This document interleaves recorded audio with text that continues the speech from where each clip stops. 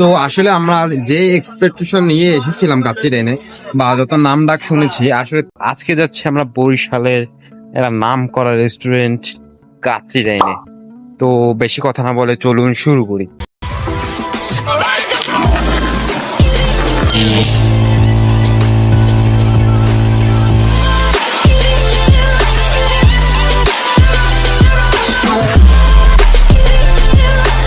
আমরা বাইকটাকে পার্কিং এ রেখে যাচ্ছিলাম আমাদের গন্তব্যের দিকে।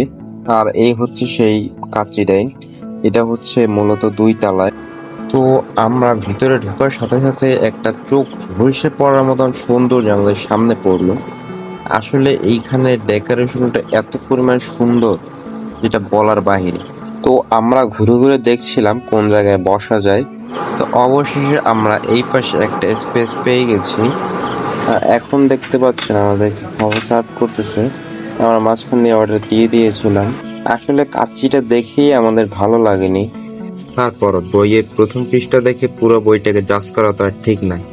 আগে টেস্ট করি, তারপর রিভিউ দিই।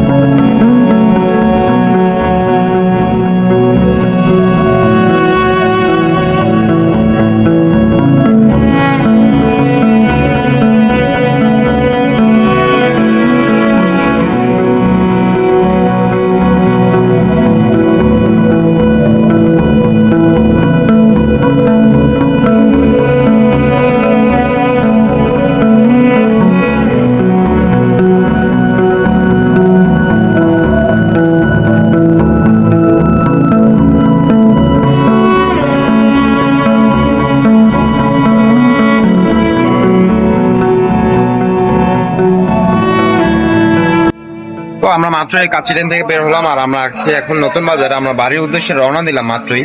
তো আসলে আমরা যে এক্সপেকটেশন নিয়ে এসেছিলাম কাচ্চি ডাইনে বা যত নাম ডাক শুনেছি, আসলে তেমন কিছুই না। এখানে খাবারের যেমন প্রাইস, তেমন আসলে ফুড কোয়ালিটি হয়নি। এবং এখানে সার্ভিসের কথা বলতে গেলে সার্ভিসটা অত ভালো হয়নি।